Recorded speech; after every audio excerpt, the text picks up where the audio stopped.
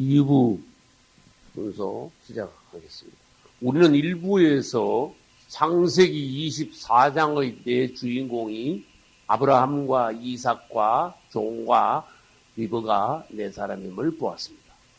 그리고 이 네 사람은 성경 전체의 주인공인 하나님과 예수 그리스도와 성령과 또 교회, 즉 성도를 비유하고 예표한다는 것을 보았습니다. 그리고 아브라함이 독자 이삭을 위하여 종을 보내어 리브가를 예배한 것처럼 오늘 이 시대에도 하나님께서 독자 예수 그리스도를 위하여 성령을 보내셔서 우리 교회를 그분의 신부로 예배하고 계신다. 또 데려가신다. 이런 것을 보았습니다. 이제 늙은 종 엘리에셀은 어떻게 충실했는가 하면은 매사 기도하고 또 하나님께 감사하면서 그에게 맡겨진 직분, 위임을 충실히 이행했어요. 할렐루야. 종의 신실함으로 이삭의 결혼은 아름답게 이루어진 것을 우리가 봐야 됩니다. 그래서 그리스도의 결혼은 이 시대 말에 아름답게 이루어질 것을 미리 주님께서 예고하셨어요. 할렐루야. 그리스도의 혼인은 반드시 아름답게 이루어집니다. 또 그것은 계시록 19장에서 어린 양의 신부가 예비되었으니 하는 말씀으로 우리는 알 수 있습니다. 또 예루살렘이 그리스도와 교회의 연합, 결혼의 결정체, 완성체임을 우리는 알고 있습니다.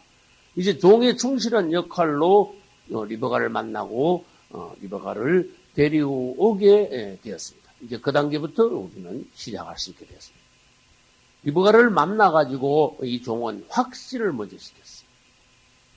그에 대하여, 이삭에 대하여, 그의 남편감인 이삭에 대하여서 확신을 시켰어요. 과장하지 않았습니다.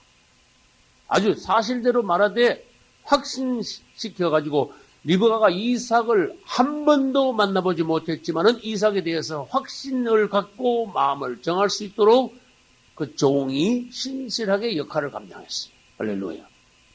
성령이 우리에게 오시면은 우리가 예수님을, 우리 신랑 예수님을 만나보지 못했지만은 그분을 사랑하게 됩니다. 우리의 마음이 정해지게 됩니다. 그분을 우리가 믿기로 작정하게 됩니다.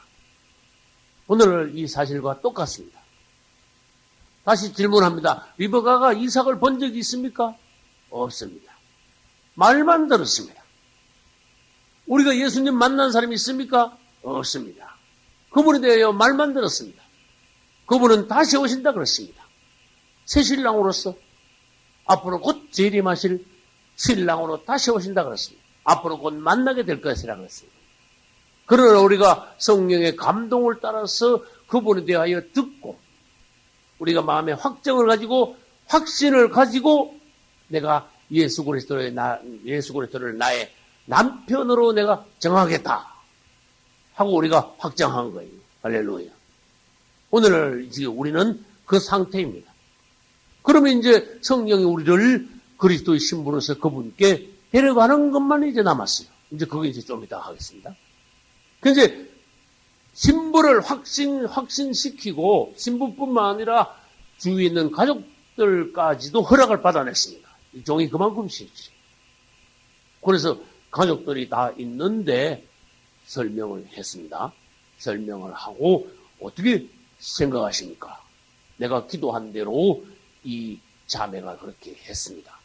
내가 이 자매를 우리 주인의 아들의 신부로 데려가라 하는데 어떻게 하겠습니까? 그래 물었더니 대답을 어떻게 합니까? 50절 봅시다. 라반과 버두엘이 대답하여 가로되 이 일이 누구로 말미암았다? 여호와께로 말미암았으니 우리는 가부를 말할 수 없노라. 하나님이 정하신 것을 우리가 가타부타 말할 수 없게 되었다.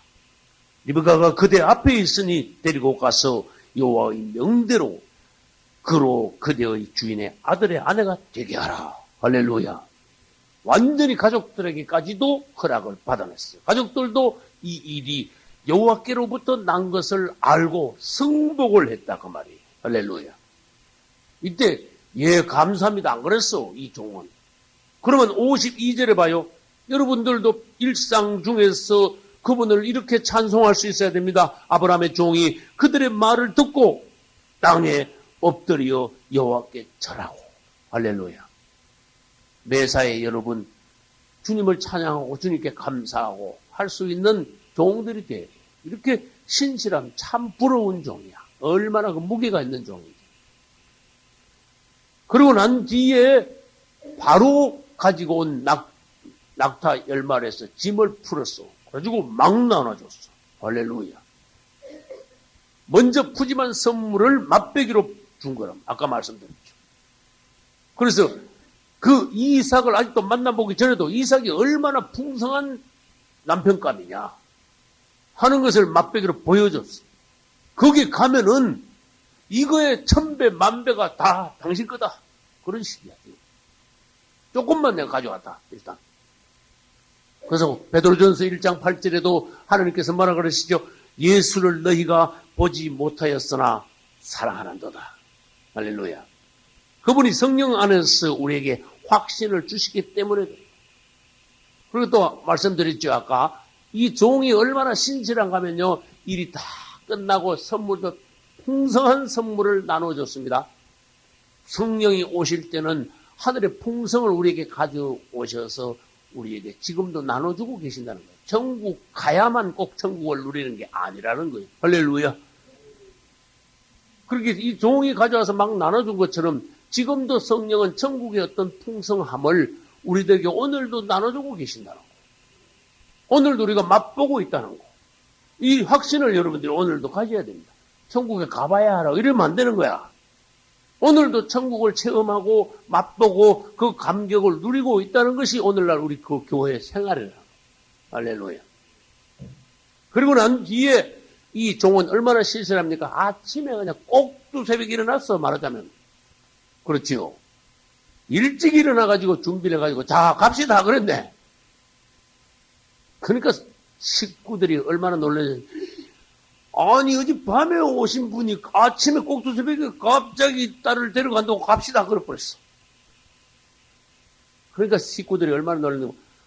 아니, 지금 몇 시간 전에, 사실 말하자면 몇 시간 전에 왔는데, 지금 이야기 몇 마디 하고 태번에 그냥 데려간다니까 이거 이럴 수가 있습니까? 우리가 헤어지면 4,000년 전입니다. 언제 만날지, 사실은 만날지 끝이야. 땡이야, 그냥. 그날이 끝이야. 친정 식구들하고. 그러니까 최소한 열흘이라도 같이 우리하고 있다가 석별의 정을 나누게 해야지요. 왜 바로 데려가려고 합니까? 아닙니다. 그랬어. 우리 주인이 기다리는 걸 생각하면 내가 빨리 가야 됩니다. 하나님께서 이 일을 이루셨으므로 내가 여기서 지체할 수가 없습니다. 여기서 하나님의 어떤 마음 있죠? 그분이 우리를 빨리 신부로 데려가기를 원하시는 거. 준비되기를 원하시는 거. 그러면서도 우리를 또 테스트하고 계시다는 거. 뭐 예수님 오신다는데 뭐 맨날 오신다고 하고 나 지금 좀 살만 안 하니까 예수님 오신다 그러면 조금 속으로 좀 천천히 오셔도 괜찮은데 그건 땡이야. 그분 오시면 휴가 안 돼. 진짜입니다. 그분을 빨리 만나기를 갈망하는 그 중심, 그 신앙, 그게 휴거되는 신앙이에요. 이 땅에 그리스도인들 치고 나는 부자다, 이제 살만하다, 이제 뭐 하나님 축복하시니까 좀 살만하니까 뭐 또 그분 오신다 그러냐. 그분 오시면 약간 찝찝한데 왜? 지금 해결 안 된 게 많은데 죄도 처리 안 된 것도 많고 지금 일도 벌리는 것도 많고 아직도 뭐 이거 좀 살만해가 좀 누릴만 하니까 오신다니까 아까운데 그건 무슨 뜻이에요? 따라서 여기가 좋사오니 그 소리거든. 맞죠? 여기가 좋사오니 그건 안 되는 거야. 우리는 그분을 아무튼 하루속히 만나기를 바라는 갈망, 소원, 외국 가는 사랑하는 남편이 빨리 돌아오기를 고대하는 아내의 마음이 돼. 그 중심을 그분은 하려고 계십니다. 우리 안에 어떤 마음이 있는가? 뭐 언제 오셔도 괜찮아요. 뭐 돈이나 뭐 벌어주고 천천히 오시고 돈만 벌어주면 되죠. 이거 무슨 말이에요 그게? 그런 여자들도 있어. 신랑 전체라도 괜찮으니까 돈이나 몇백만 원씩 계속 벌어주면 그래서 안 와도 상관없어요. 고약한 여자들. 아, 주님, 내 죽을 때까지 주님 안 하셔도 상관없고, 나 복이나 많이 줘요. 고기 고거 아닙니까? 맞죠? 고약한 거라니까. 주님 자신을 사랑하셔야 돼. 주님이 주시는 축복을 사랑하려고 그러지 말고, 그걸 누리려고 그러지 말고, 그분 자신을 사랑해야 돼. 아, 여기 초점이라는 거예요. 할렐루야. 예. 예.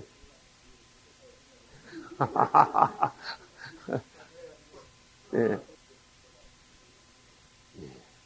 우리가 이 시점에서 뭘 봐야 되는가 하면은, 남편 자신이 좋아야지, 남편이 좋은 직업 가지고, 예? 많은 수입을 가지고, 좋은 환경에서 나를 호강시켜준다고, 그것 때문에 좋아해서는 안 되는 거예요. 말하자면은, 제일 나쁘게 말해봅시다. 아주 거지 같은 생활을 해도 남편 하나 있으면 나는 행복합니다. 이 정도 될 때, 그 실제 사랑하는 아내이듯이 우리 주님을 향하여 그런 마음이 있는 성도가 되셔야 돼요. 그런 성도가 이 땅에 많지는 않다는 거예요. 여러분은 그분 자신을 사랑하셔야 돼요. 주 예수요. 내가 주님 자신을 사랑합니다. 주님만 사랑합니다. 할렐루야. 주님만 나를 만족해 하고 나를 기쁘게 하지, 세상 나부레이들이 그것 때문에 내가 뭐 마음이 흡족하고 좋고 그렇지 않습니다. 우리 마음에 빼앗기지 않습니다 하는 고백이 있어요. 할렐루야. 근데 식구들이 막 좀 두고 이따가 가라 그러니까, 그러면 이렇게 합시다. 이브가를 데려와서 오늘 갈래? 따라갈래? 좀 이따 갈래? 물어봅시다. 그랬어. 요거 중요한 거야. 그래서 들어와라 그랬어. 이분이 어젯밤에 오셨잖냐. 근데 지금 이 꼭두 새벽에 널 데리고 바로 가시겠다는데, 야, 우리 섭섭하다. 한 열흘이라도 있다가 가야지. 너는 어떡할래? 그러니까, 리버가가요. 매정해. 가겠습니다. 그랬어. 식구들 보기는 완전히 이것만 매정한 거야. 줄과 왜 있는데. 아이고, 식구들이 얼마나 섭섭해. 그러나, 이건 주님의 뜻입니다. 축복하고 보냈습니다. 할렐루야. 맞죠? 식구들이 축복한 걸 우리는 아까 읽었단 말이에요. 그래서 여기서 24장에서 굉장히 중요한 거, 내가 옛날부터 읽을 때 꼭 24장 읽으면 나는 가겠나이다가 나는 이 밑줄 쳤어. 내가 은혜가 되더라. 가겠나이다. 리브가가 그 말한 거. 그 처녀가 말이야, 그 확정해가지고, 마음을 확실히 정해가지고, 만나보지도 못한 그 남편 이삭에 대한 그 사랑을 완전히 표현하면서, 나도 빨리 가서 그분을 보고 싶습니다. 나도 빨리 가서 그분의 신부가 되기를 원합니다. 할렐루야. 가겠습니다. 그랬어. 이것이 오늘날 우리의 단호한 확실한 신앙 고백이 되어야 된다는 거야. 왜? 우리가 신부 입장이니까. 따라서 나는 리버가다.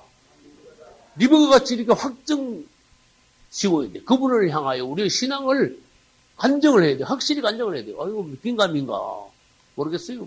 이랬다가, 좀 이따 가죠. 많은 사람들이 좀 이따 가죠. 어디?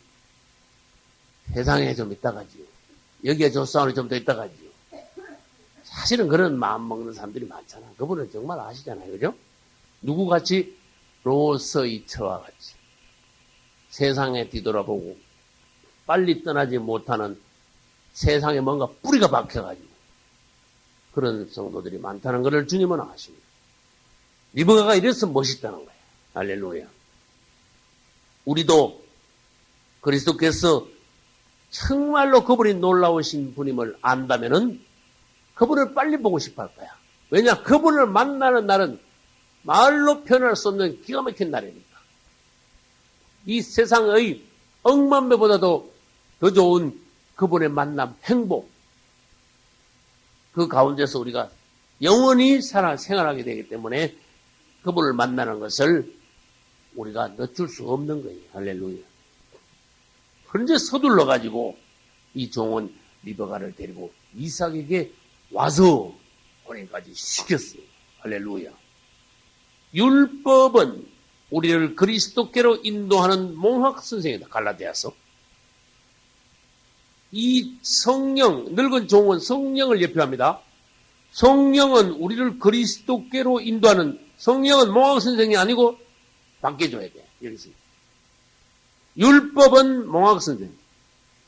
율법이 우리를 데리고 다녔어요. 몽학 선생 뭔지 알죠? 도련님 데리고 일로 왔다가.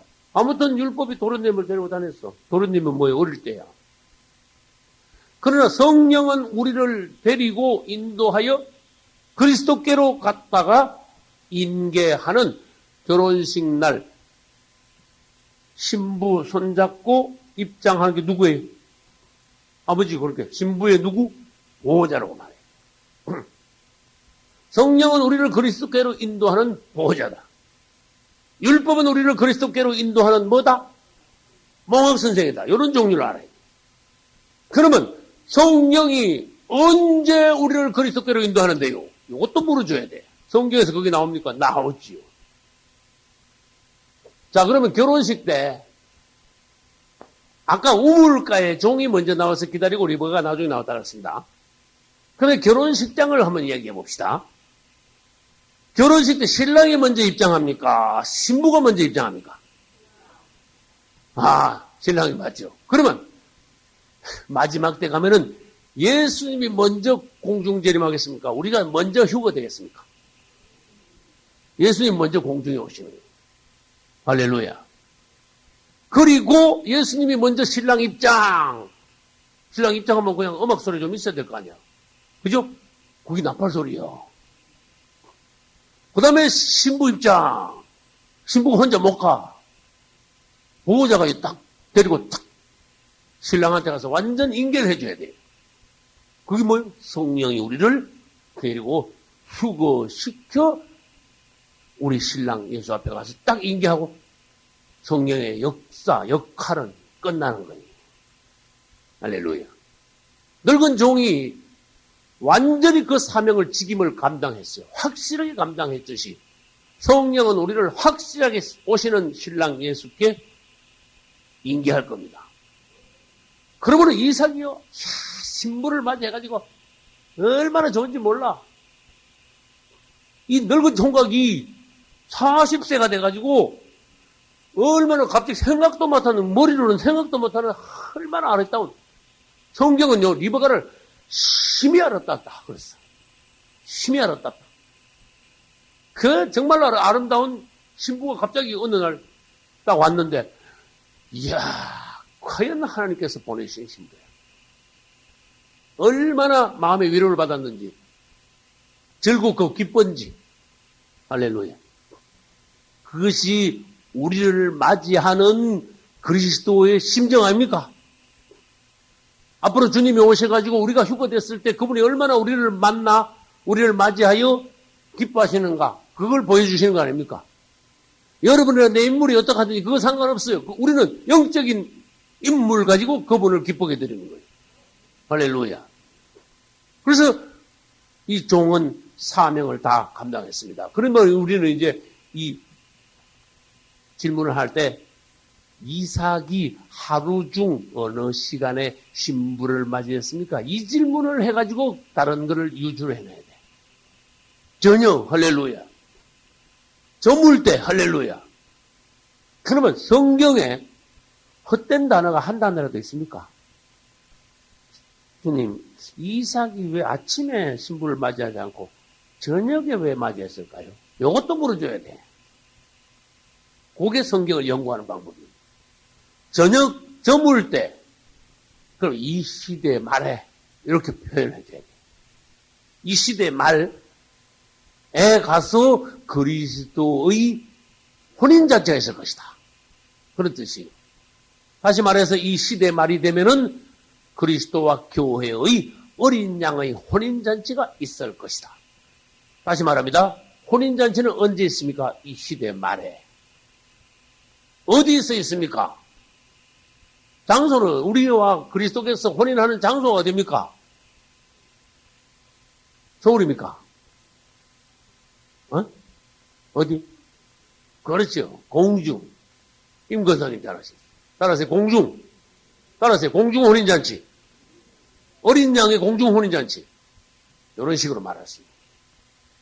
그러면 이 그리스도와 교회의 시대의 말에 어떻게 공중 혼인잔치가 이루어지는가? 이것도 이삭의 혼인을 통해서 이것도 봐야 돼요. 지금 현재 시대가 하나님께서 말씀하신 시대는 지금 혼돈의 시대예요. 혼돈. 지금 현재는 혼돈 시대입니다. 이게 이제 종말의 징조라고 그래요. 세상은 갈수록 혼란에 빠집니다. 앞으로 잘 살기를 바라고 이 땅에서 뭔가 세상적인 걸 누리려고 시도하면 여러분 다 실패합니다. 이 땅에는 소망이 없습니다. 이 세상은 하나님의 심판만 남아 있습니다. 이 땅에 뿌리를 내리고 여기가 조사오니 그러다 큰일 납니다. 전부 다. 혼돈 시대이기 때문에 지금부터 주님이 오실 때까지는 계속 혼돈이에요. 점점 더 혼란해요. 지진도 점점 더 하고 기근도 점점 더 하고 맞습니까? 전쟁도 점점 더 하고 난리에 점점 더 하고 이게 뭔데? 우리한테 너희들은 이 세상에 낙을 두지 마라. 이 세상 상태가 어떤가 보고 여기다가 소망을 두지 마라. 다시 오실 신랑 예수를 기다리라. 할렐루야. 그러고 난 뒤에 유대인들이 어떻게 돼요? 유대인들이 본국으로 돌아가죠. 그것을 다른 말로 하면 뭐라 그래요? 유대인이 귀환이라 그래요. 얼마나 돌아갈까? 몇 프로? 100%.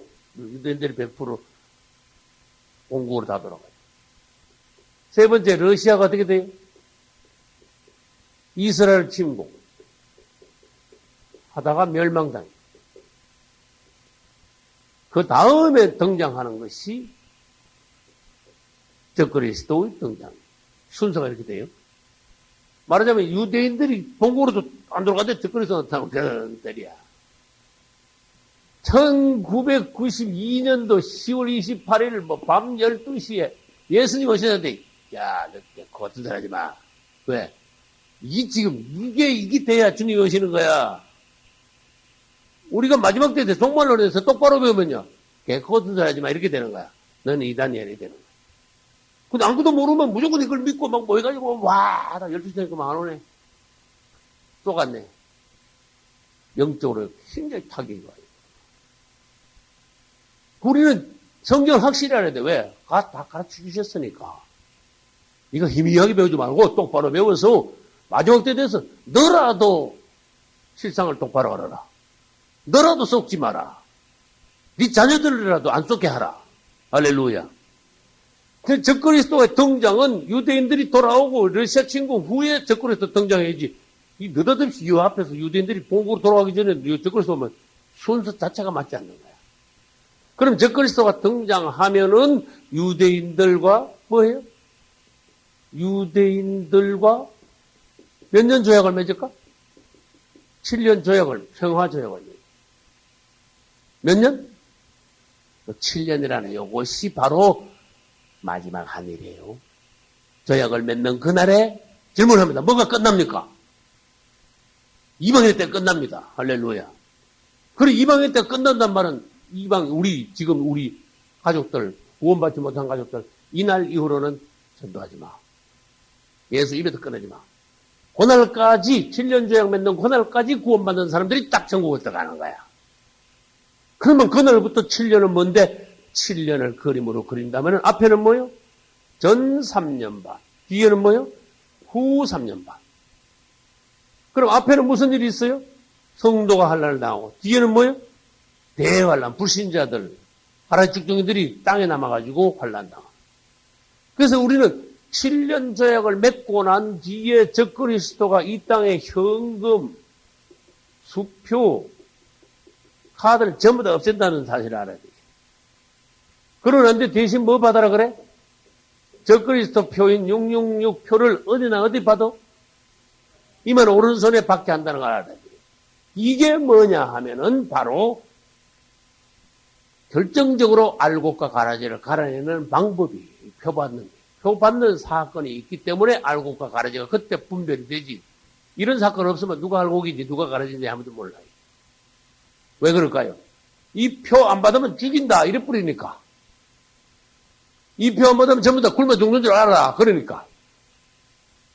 이 표 안 받으면 전기도 끊어지고 가스도 끊어지고 차도 못 타고 다니고 물건도 사지도 팔지도 못하니까 고단하자서 죽어라. 그러니까. 그런 식으로 협박을 하니까. 그래서 믿음 약한 사람들은 아이고 살고 봐야 되겠다. 네?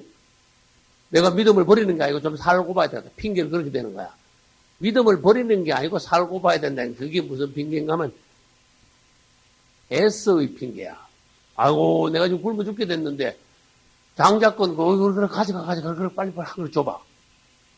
그러면 에서가 장자권 팔아먹을 때 파죽 한 그릇까지 팔아먹을 때나 마지막 때 가가지고 가라지들 엉터리들이 표 안 받으면 죽어? 굶어 죽는 아이고 우리 알았어. 장자권이 뭔데? 천국 들어가는 거 하나님의 축복권을 내놓고 대신에 음식 한 그릇과 같은 그 조금 연명할 수 있는 식량을 받기 위해서 표를 가서 받는 거. 마귀한테 항복하는 거. 적군한테 엎드리는 거. 그리고 에스의 후예들이 앞으로 이렇게 666회 때 나온다. 예. 그렇죠. 통일. 적그리스도가 그렇죠. 적그리스도가 통일을 어떤 작업을 시작하고 있다. 전부 다 그냥 하나로 만들어버리고 온 세계를 하나로 만들어버리고 돈도 하나가 돼버리고 나중에는 뭐예요? 666이 세계 공동통화 아닙니까? 그죠? 온 세계 사람들이 다 666 가지고 돈을 쓴다. 돈이 없어진다고. 그 다음에 정부도 하나고, 그래서 지가 다 혼자 다스려. 나중에 가면 결국은. 꼭두각시식으로 각 나라의 지도자를 세우지만, 그건 진짜 꼭두각시야. 문제가 되나. 그래서 666 표를 받을 때, 이때 뭐가 생깁니까? 알곡과 가라지가 생깁니다. 그것까지 안 받는 성도들이 전 3년 반에 뭘 당해요? 성도의 환란을 당한다. 그래서 이제, 엉터리들은 여기서 표를 전부 다 받고, 알곡 성도들은 물과 성령을 거듭난 알곡 성도들은 표를 안 받고, 그러니까 여기서 성도들이 환란당합니다.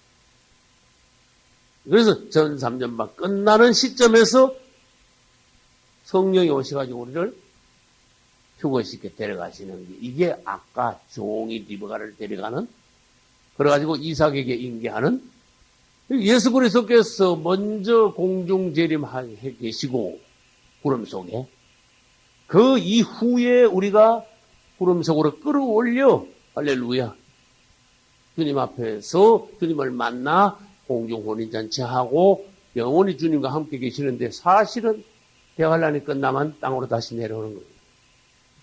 그럼 여기서 계속 해볼까요? 666표 다음에 전 3년 반 때 성도의 환란이 있고 그 다음에 성도의 환란이 끝날 때 휴거가 있고 그러면 이제 휴거 뒤에는 방향이 두 방향으로 나눠야 돼. 어디? 하늘에서의 일과 땅에서의 일로 나눠줘야 되는 거예요. 그림을 두 가지로 그려봅시다. 휴거된 뒤에는 하늘로 휴거된 사람, 땅에 남아있는 사람 이렇게 돼야 되겠죠. 그림을 그린다면. 하늘로 휴거된 사람은 하늘에서 뭐예요? 공중 혼인잔치. 요거예요. 땅에 남아있는 사람 뭐예요? 대환란.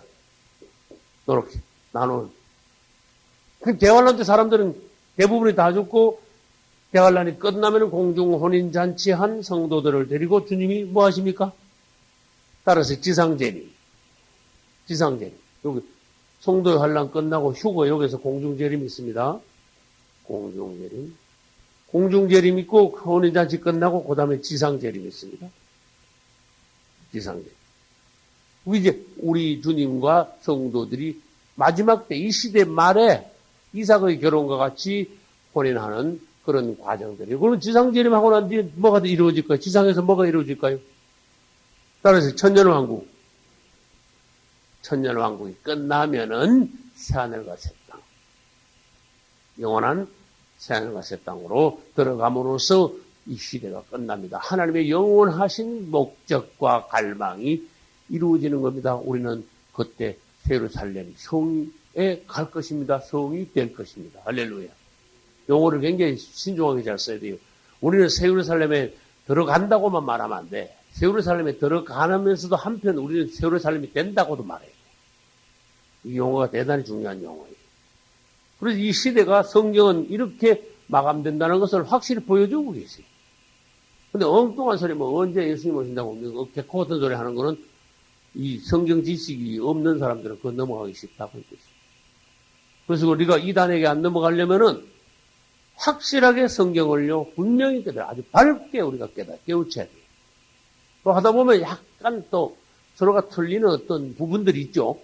부분들 조금 틀린다고 그거 너무 신경 쓰지 마. 어떤 사람들 보면 자기하고 조금 안 맞는다고 막 무구 늘어지는 사람인데 그 성격이 고약한 거야. 그럼 뭐 넘어갑시다 하고 그냥 넘어가는 거야. 무슨 말인지 알겠지? 내가 계시록 썼는데 그래서 하도 계시록이 말이 많아가지고 내가 계시록 썼는데 첫 페이지 내가 그랬어. 여러분 은혜가 되고 이해가 되면 다 받아들이고 혹시 제가 쓴 그 책 중에서 이해가 안 되는 부분이 있으면 그냥 은혜로 넘어가 주시기 바랍니다. 할렐루야. 그럼 얼마나 좋겠어, 그지? 마음을 넓혀서. 이건 내가 이해가 안 되는구나. 나하고 좀 틀리는구나. 그러고 넘어가라, 그 말이에요. 그래서 그걸 막 물고 들어주면 나중에 누구 뭐 만들어? 몇 단 만들어, 나중에. 나 몇 단 된다. 그래서 여러분들이 성경을 확실히 아시고 주님 은혜 가운데서 이 시대 말을 준비하시기를 예수 이름으로 축원합니다. 그 다음 25장으로 넘어갑니다. 욕사는 스바와 드단을 낳았으며 드단의 자손은 아수르 족속과 스두시와 족속과 룸미 족속이며 미디안의 아들은 에바와 에벨과 한옥과 아비다와 엘다인이 다 그두라의 자손이었더라. 아브라함이 이삭에게 자기 모든 소유를 주었고 자기 서자들에게도 재물을 주어 자기 생전에 그들로 자기 아들 이삭을 떠나 동국으로 가게 하였더라. 아브라함의 향년이 175세라.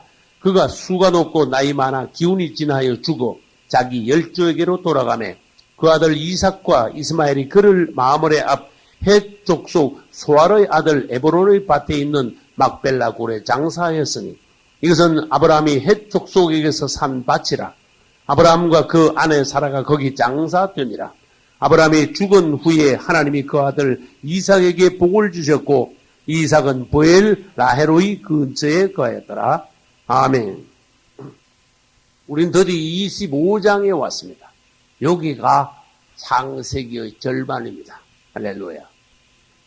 지금까지 제가 지난주에 보니까 지난주까지 창세기 강의한 것이 60분짜리 테이프가 70개가 나왔어요. 지금 70개 정도에서 이제 25장이 됐습니다. 또 70개를 하면 140개가 될 텐데 내가 대강 한번 계산해 봤어요. 120개 정도 되겠구나. 그래서 우리 창세기를 120분, 60분짜리 테이프 120분 내외가 되겠죠. 정하지 않고. 그 정도에 해서 우리가 하나님 말씀을 볼 수 있다는 것은 이 시대에 참 감사한 일이라고 생각하고 주님을 찬양합니다. 할렐루야. 이 창세기 25장은 1차적으로는 아브라함의 말년에 대해서 기록했고 아브라함의 죽음과 또 그 후손들의 족보에 대하여 기록하고 또 심지어 그 같은 장에 이야기도 많아.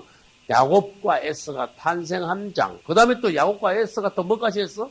장자권을 또 매매한 그 사건이 또 나오는데 아주 이야기가 다양합니다. 먼저 우리가 뭘 봐야 되는가 하면 아브라함이 죽기 전에 마지막 그 순간 말년을 우리는 봐야 됩니다. 왜? 그것이 중요하여 성경 기록해 놨으니까. 그러면은 질문합니다. 이삭이 몇 세에 결혼했어요? 40세. 아까 내가 그랬죠? 그러면 그때 이 아브라함 나이가 얼마예요? 140세. 그러면 사라가 먼저 죽고 그 다음에 이삭이 결혼하고 그 다음에 아브라함이 뭐 했어요? 재혼을 했다 했지 말이에요. 다시 말합니다. 사라가 죽고 이삭이 결혼하고 아브라함이 재혼했다. 여기 순서예요. 9월에서 그 장이 사라가 죽은 것은 23장이고 이삭이 결혼한 건 24장이고 아브라함이 재혼한 건 25장이에요. 23, 24, 25장에 이런 순서가 나열되어 있어요.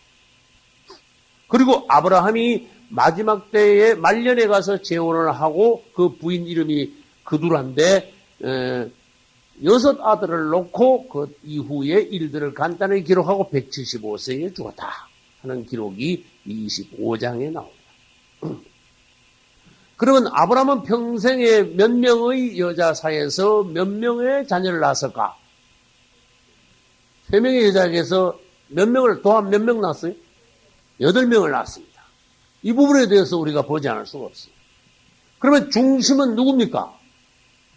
이삭이 중심입니다. 이삭이 참아들입니다. 아브라함의 아들은 성경에서요, 누구도 말하지 않았어요. 아브라함의 아들은 이삭이라 그랬어요. 7명은 나가도록 하고 없어. 그러면 한번 생각해 봅시다. 여러분이 하는 일 중에 다 들어가고 없고 뭐 한 가지 겨우 남았다. 8가지만 시컷 했는데. 그건 부끄러운 거예요, 사실. 그렇게 다른 거는 7개는 쓸데없이 낫다 그런 뜻이야. 쓸데없을 뿐만 아니라 후한이에요, 후한. 맞아요? 후한이 될 자식들을 낳았다.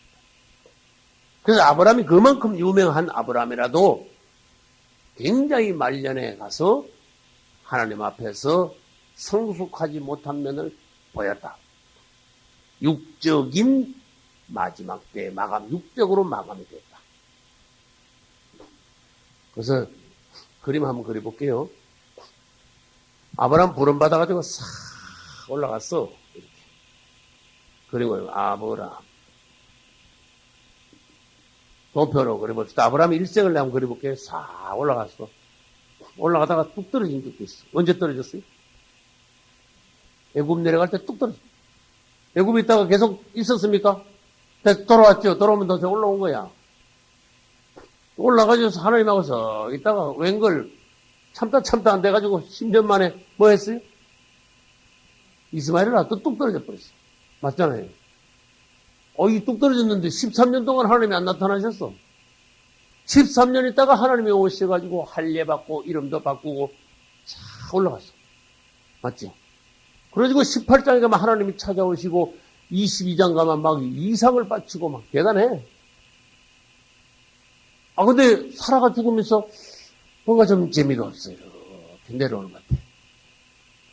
그래, 이삭이 결혼했는데, 아들이 결혼했는데, 자기는 적적하게 그래. 나도 재혼을 했으면 좋겠다. 재혼을 했어.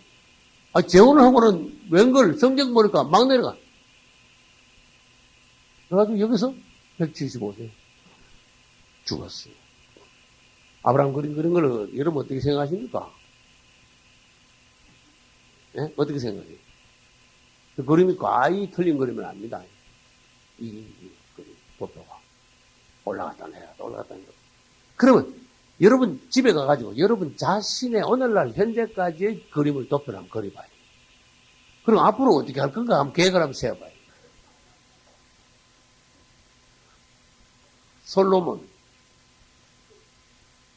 솔로몬이 대단했습니다. 쫙 올라왔는데 1,000번째 드릴 때 막 쫙 올라와 버렸어. 맞죠? 그래서 올라간 상태에서 하나님이 막 전무후무한 지혜와 영광을 주셔가지고 막 쫙 올라가는 거야, 막. 솔로몬에. 어디 늙어가지고 오망을 해가지고 여자들 마음이 막 들어와가지고 이 현찬해지기 시작하는데 막 내려가기 시작하네. 내려가더니 막 내려갔어. 왜? 우상단지 있는 거 없는 거 막 다 생겼어요. 솔로몬, 여러분, 전무후무한 솔로몬이 그랬어요. 우상단지 막 생겨도 하나님이 1차로 찾아오셨어요. 솔로몬아, 그러지 마. 못 들었어. 또 막 내려갔는데 2차로 찾아. 솔로몬아, 절대로 그러지 마. 못 떨어지겠네. 또 내려갔어. 자꾸 내려가네. 이게 솔로몬이에요. 솔로몬이. 그러다가 요 빨간 걸로 안 할 수 없어. 그러다가 죽기 조금 전에 약간 올라가다가 여기서 딱 죽었어. 요거 죽기 전에 조금 올라가다가 요거 무슨 말인지 아시는 분? 솔로몬이 잠언 전도서 아가 쓴 거 아시죠? 잠언을 보면은 죽기 전에 조금 올라갔구나. 약간 정신 좀 차리고 죽었구나. 인생이다. 헛되고 허무하더라. 내가 살아보니. 너희들, 내 말을 듣는 너희들, 주님을 경외하라. 그 솔로몬이요. 우리 아들, 딸들이, 아빠, 솔로몬 지옥 갔어, 그럼? 그래도, 아니야. 지옥은 안 갔어. 그거 다 하나님 은혜야. 지옥은 안 갔어요. 이거 하는 꼬라지 봐가지고 이게 지옥감인데, 사실은. 웬걸, 있는 거 없는 거 막 우상단지 다 섬기고 막 다 드려고 한번 생각해봐요. 근데 끝에 가지고 살짝 꼬부라지는 바람에 겨우 택거리로 살았다는 거예요. 이 솔로몬의 도표입니다. 거리라면 뭐 막거리지 뭐 하루 종일 거리지. 다윗. 쫙 올라갔어. 다윗은 막 대단히 올라갔어요. 다윗은 굉장했습니다. 시편 쓴 거 보면 이 우주에서 난 사람 치고 하나님을 제일 높인 것이 다윗이라는 걸 우리는 대번에 알 수 있어요. 그 영이요.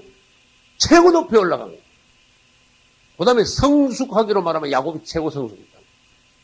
높인 것, 하나님을 최고 높인 것은 다윗이고, 그 자체의 영이 최고 성숙한 것은 야곱이고, 할렐루야.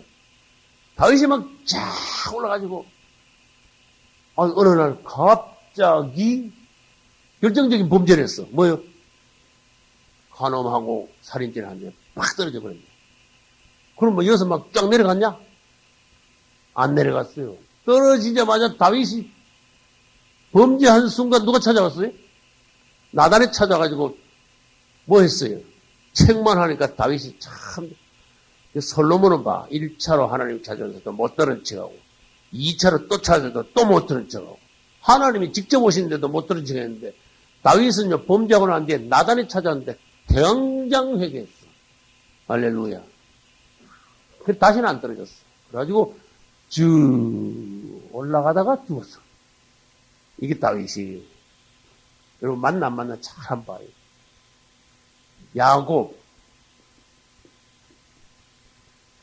야곱은요, 이 기준선으로 말하면요, 왕창 여 밑에 있어 사기꾼. 아니, 완전히 여기서 뭐 계속 여기서. 계속 기는 거야. 기준치 이하에서 기는 거야. 그런데 언제부터 야곱이 사람이 만져지기 시작했는가 하면 집 떠나면서부터. 맞습니까? 집 떠나면서부터 그날 하나님을 만나기 시작했어. 맞습니까? 그래가지고 그때부터 하나님 만나기 시작해가지고 막 올라오는 거예요. 이 기준점 넘어섰어, 언젠가. 기준점만 넘는다고 되는 게 아닙니다. 막 올라가지고. 그래, 막 올라가지. 끝까지 올라갔어. 그 성경에서 야곱이 최고라는 거야. 끝에 가서 야곱이 축복하는 거 보면요, 우리는 앞으로 이제 야곱을 몇 달 할 거니까, 좀 있으면 이제 25장부터 야곱이 나오는데, 50장 끝장까지 가요, 야곱이. 야곱이 제일 길어. 야곱이 왜 제일 기냐? 아브라함보다 야곱이 왜 기냐? 몇 배나 기냐? 그만큼 야곱이 중요하다. 계속 올라가는 거야, 야곱. 바로 왕을 축복하고, 12아들을 축복하고, 예언을 하고, 손자도 축복하고, 축복인데, 영적으로 왕 같은 세상이야. 그리스도의 형상을 그대로 빼닮았어. 할렐루야. 오늘날 참으로 우리가 사모해야 될 성경의 인물은 야곱이라는 걸 내가 다시 강조합니다. 주여, 내가 야곱의 밥만 담게 하소서. 할렐루야. 엘리사는 엘리야의 영감의 갑절에 그러지. 난 야곱 갑절은 난 보감하고 야곱 밥만 좀 되게 해주세요. 할렐루야. 야곱이 그만큼 성성한 거야. 야곱을 여러분들이요, 영상으로, 영안에서요, 그 모습을 볼 수 있어야 돼. 그 무게를 볼 수가 있어야 돼. 그래야 여러분들이 그걸 따라가는 거야. 조금이라도. 근데 이 고약한 사람들도 많아요, 성경에. 사울왕. 처음에는 얼마나 겸손한지 몰라. 겸손하게 올라가서 왕까지 됐어? 하나님이 사울을 왕으로 세울 정도면요. 그만큼 사울이 사람이 특이하다는 뜻이야. 왕감이다, 그만. 근데 이 완전히 정점에서 내려오기 시작한 단계가 언제인지 아시는 분? 다윗이 골리앗 죽인 그날부터 내려오기 시작한 거야. 왜 자기의 일생 일대에서 제일 큰 적을 다윗이 죽여줬는데 왜 도로 내려와?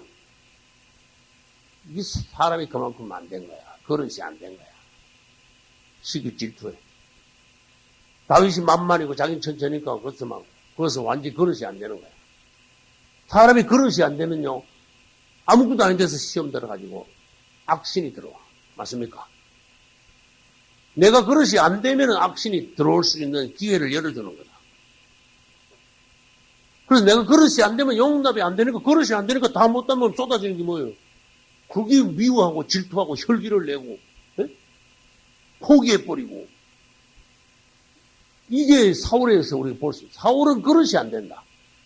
그 이후에 계속 올라가가지고 야곱같이 이 사기꾼 야곱이 성상같이 올라갔으면 얼마나 좋아요. 이 다윗이 골리앗 죽인 거 보고요. 그때부터 내려오기 시작한데 얼마나 빨리 내려오는가 하면요. 이렇게 민긋하게 내려오는 게 아니야. 쫙 내려버려요. 이렇게. 그래가지고 한 번도 제대로 올라와 보지 못하고 올라올 똥말똥 비실비실하다가 그냥 내려가서 죽어버렸어. 지옥으로 바로 들어가 버렸어. 사울같이 불행한 사람도 따르죠. 아무튼 이런 식으로 성경의 인물들을 그려볼 수 있다. 이게 그림으로 그리면 눈으로 보이니까. 다시 말합니다. 여러분 자신의 지금까지 몇 년이 살았는지 지금까지 좀 그려봐요. 옛날에 내가 30세까지 예수 안 믿었다. 그건 뭐 기준 이하지만 30세 예수 밑에서 비실비실하다. 생각 말이야. 30세 때 예수 믿긴 믿는데 나이롱으로 이게 기준이야. 여기가. 나이롱을 믿으니 밑에서 비실비실하다가 어느 날 은혜를 조금 받아 기준치에 올라갔는데 웬걸 그 다음날부터 떨어져가 또 비실비실하다가. 예? 그러지 말고 쭉 좀 올라가시라. 할렐루야. 꾸준하게. 예? 너무 속도를 빨리 낼 것도 없고 꾸준하게 올라가면 돼. 그러면 어느 날 여러분들이 하나님 앞에 부름받는 그날 가면요 대단히 이것이 있어. 이거 나를 만지소서 주님. 나를 있게 하소서. 내 소원이 뭔가 한번 물어봐 주시겠습니까? 주님. 야곱의 반만 되게 하소서. 할렐루야.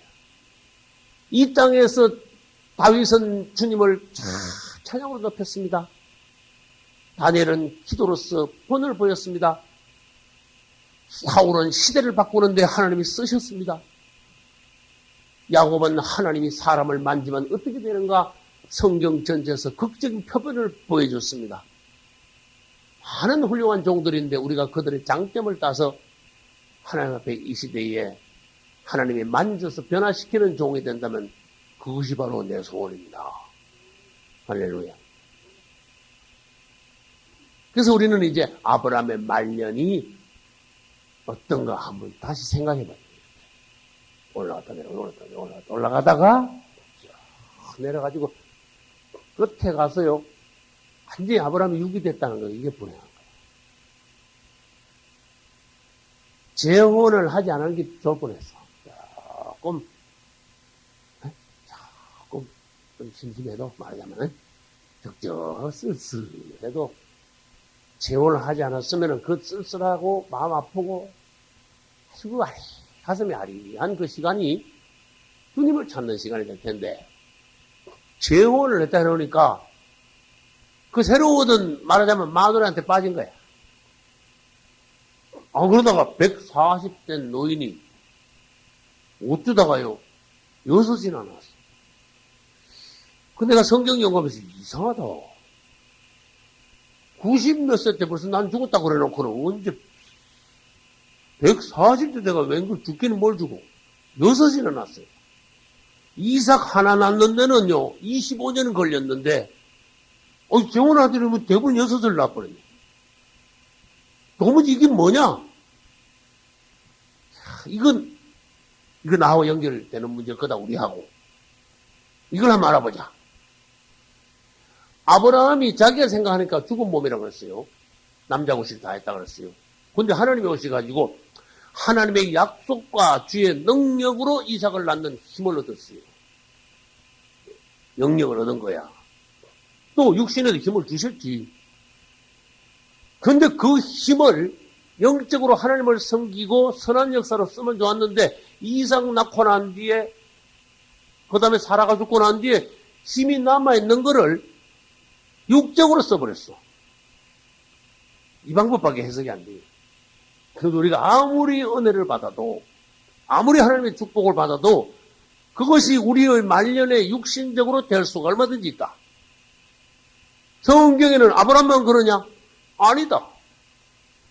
히스기야도 하나님 앞에 얼마나 그냥 눈물이 닭똥 같은 100도도 넘는 뜨거운 그 눈물을 막 흘려가지고 하나님 앞에 하나님이 도저히 이건 안 되겠어. 하나님이. 차마 하나님이 애들이 하면 부모가 왜 애들 못 이기잖아. 알았다 그러듯이 히스기야가 너무 눈물로 간절히 구하니까 하나님이 알았다. 내가 네 눈물을 보았고 내 기도를 들었노라. 내가 차마 너를 못 데려가겠다. 15년 연장시켜주겠다. 근데 히스기야가 나도 연구를 했어요. 인물 연구를 했어. 그래서 난 히스기야는 설교를 하면서 히스기야에 대해서 난 테이프를 남겼어요. 뒤에 15년이요. 완전 엉망이야, 엉망. 그래서 우리가, 사람이 생명 연장하는 의미가 뭐냐? 왜 더 살라 그러냐? 시성이 그치, 그거 참 추한 꼴 보이려고 더 살라 그러냐? 솔로몬 같이 말년에 노망하는 꼴 보이려고 더 살라 그러냐? 그래서는 안 된다. 우리는 목적을 정해야 된다. 주님이 내 생명을 1년이라도 2년이라도 더 연장시켜 주신다면 나는 목적이 있습니다. 목적을 말하고 내 육신의 생명을 연장시키라고 말이야. 그냥 나 죽기는 아까워요. 이러지 말고 육신적으로 인간적으로 그러지 말고 주님을 위한 목적 가운데 우리가 생명의 연장 받을 때 그 남은 생애가 주님을 위하여 선한 역사를 이룰 수 있어요. 할렐루야. 히스기야 말년은 정말 부끄러워. 기드온의 말년은요 아주 너무 부끄러워. 기드온이 300용사 가지고 승리할 때는요 쫙 이 도표 한번 그려봐. 내가 말하는데요 쫙 올라가서 300명 가지고 막 18만 얼마를 막 박살을 내버렸으니까 막 쫙 올라갔어. 그러니까 막 완전히 이스라엘에서 영웅돼 버렸어. 맞죠? 그래서 이스라엘 사사야. 대표적인 사사예요. 기드온은. 그러난 뒤에 죽을 때까지 이스라엘을 통치했는데 웬걸 쫙 올라가는 뒤에 그때부터 막 내려오기 시작했어요. 여자를 얼마나 많이 얻었는가 하면은 기드온이 낳은 아들 수가 얼마입니까?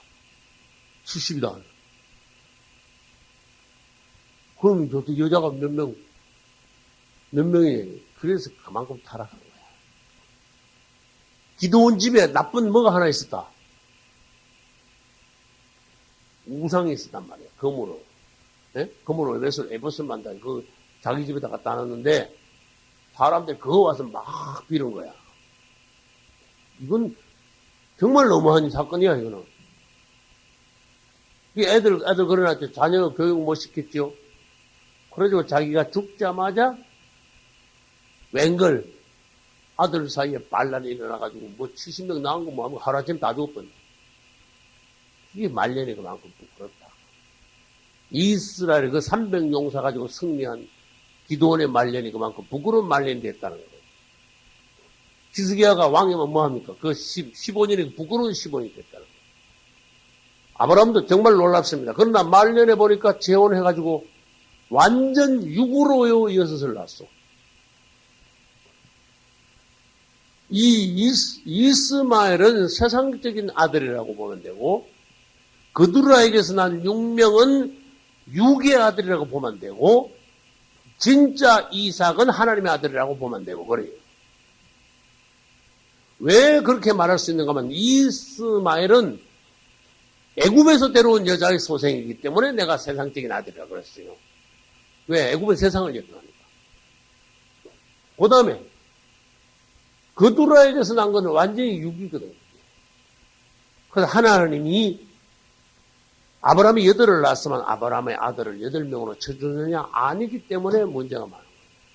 예, 아브라함아, 하나님 말씀을 하신다면 너 있지? 이삭 말고 그거 왜 그렇게 많이 나가지고 너 후대에 참 골치 아프게 생겼다. 넌 잘못했다. 너는 자식을 놓으려면은 성령 안에서 하나님의 약속을 따라 하나님 기뻐하시는 자녀를 낳아라. 너 전에 자식 잘못 나가지고 이스마엘하고 하갈 쫓아내고 네가 네 속으로 쫓아냈잖냐. 자식 잘못 나면 하나님 앞에 내 쫓김을 받는다는 거 네가 알지 않냐? 근데 이거 6 낳은 거는 이스마엘보다 더하다. 이걸 아셔야 돼요. 이스마엘도 성령으로 낳지는 않았지만은 뒤에 그두라에게서 난 아들들은 더한 거야. 더 부끄러운 거예요. 참 아브라함한테는 미안합니다. 늙어서 추한 모습을 보여주고 간다. 참 기도해요. 주님, 늙을수록 나이 들수록 야곱같이 성숙하게 해주소서. 내 소원입니다. 그렇지, 저는 주님, 제가요, 나이 들어가지고 비실비실하고, 네? 치매 끼가 오고, 헛소리 나고, 네? 빨리 데려가 주세요. 그래. 아브라함 같이 내려갈 즈음에서 날 데려가 주세요. 난 소원입니다. 무슨 말인지 알겠죠? 추한 늙은이가 되지 마라. 여러분, 사람이 늙을수록 성숙한 것은 대단히 아름답습니다. 나이가 든 것은 부끄러운 게 아닙니다. 나이가 들어서 성숙할 때 세상에서 제일 아름다운 모습이 그것서 나옵니다. 젊은 사람은 강하지만 나이 든 사람은 성숙합니다. 어떤 게 더 낫습니까? 성숙한 게 낫습니다. 그래서 우리는 아브라함의 말년을 통해서 기도 제목이 확실히 생겼어. 주님, 야곱과 같이 나이가 들수록 나를 성숙하게 하소서. 나는 주님을 닮기를 원합니다. 할렐루야. 이 아브라함이 죽을 때요, 육으로 죽었는데 한마디로 말하면 아브라함은 미완성이다. 이렇게 말해요. 사람이 완성되지 못했구나. 그래서 아브라함의 아들 누구? 써볼게요. 아브라함의 아들 누구요? 이삭. 이삭의 아들 누구요? 야곱. 그런데 우리 사모님하고 저하고 그때 성경을 같이 이렇게 교통하면서 내가 그 다윗하고 솔로몬 이야기, 솔로몬 타락한 이야기 하면서 이렇게 무슨 얘기하는 거예요? 여보, 그 다윗과 솔로몬은 하나로 봐야 돼요. 그랬어요. 그래서 우리 사모님이 딱 그때 빛을 받았어. 굉장히 어떤 깊은 부분을 보게 됐어. 다윗과 솔로몬은 두 사람이지만 아버지와 아들이지만 일단 어느 부분에서는 한 사람으로 봐야 돼요. 그것을 끌고 어디로 와야 되는가 하면 일로 와야 돼요. 아브라함이 미완성으로 죽었죠. 아브라함이 완성이 되려면 어디 가서 완성이 돼요? 야곱에 가야 완성이 돼. 아브라함의 아들이 이삭이고 이삭의 아들이 야곱이니까 이삭이 아브라함이고 야곱이 아브라함이야. 하나야. 그 씨에서 나왔으니까. 그러니까 우리는 이 아브라함과 이삭과 야곱을 한 사람으로 보고 어떤 부분에서 하나님의 역사를 만질 수 있어요. 그래서 아브라함은 미완성이지만은 그 후대인 이삭에서 더 성숙된 부분이 보였고 그 다음에 야곱 때 가서 완전하게 성숙한 모습을 보이므로 아, 하나님이 우리를 이렇게 만지셔서 완전한 하나님의 사람으로 드디어 마지막 때 가서 이루어내시는구나. 요걸 볼 수 있으면요, 잘 보시는 거예요. 그래서 하나님께서는 나는 아브라함의 하나님이다. 안 그러시고 뭐라 그러시고? 나는 아브라함의 하나님, 이삭의 하나님, 야곱의 하나님이다. 왜 자꾸 세 사람을 그렇게 길게 자꾸 말씀하실까? 이 셋이 하나다. 그런 뜻이에요. 무슨 말인지 알겠죠? 아브라함, 이삭, 야곱은 하나야. 그래서 아브라함의 하나님, 이삭의 하나님, 야곱의 하나님.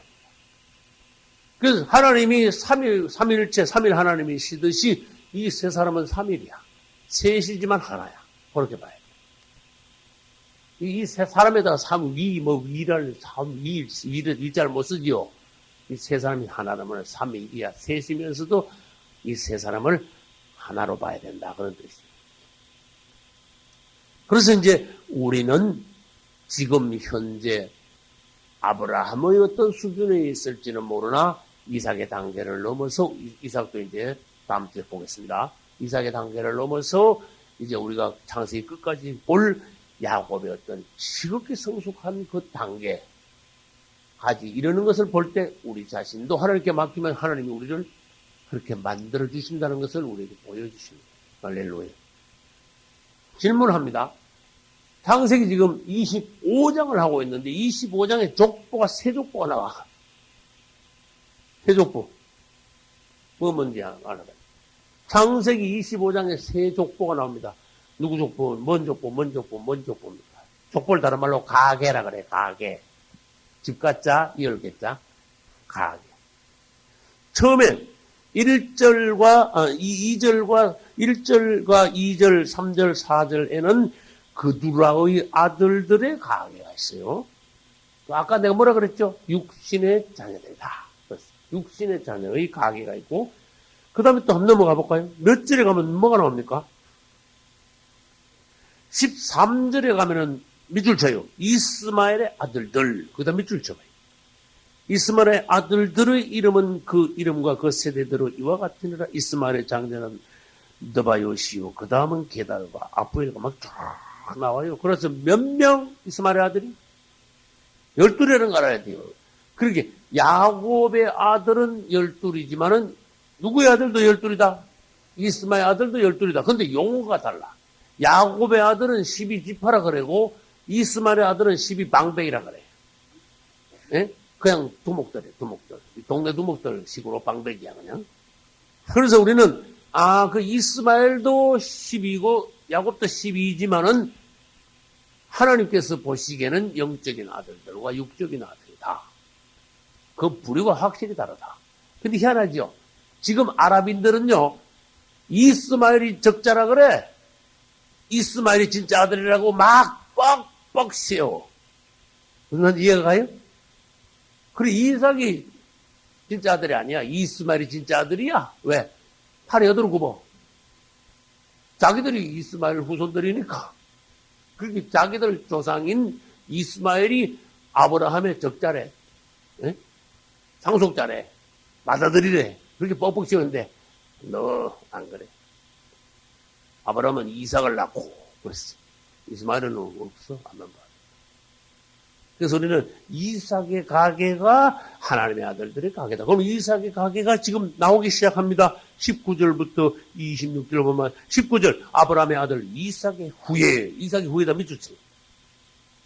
그럼 13절은 이스마엘의 아들들. 그 다음에 19절에는 이삭의 후예가 지금 나오기 시작하는 거예요.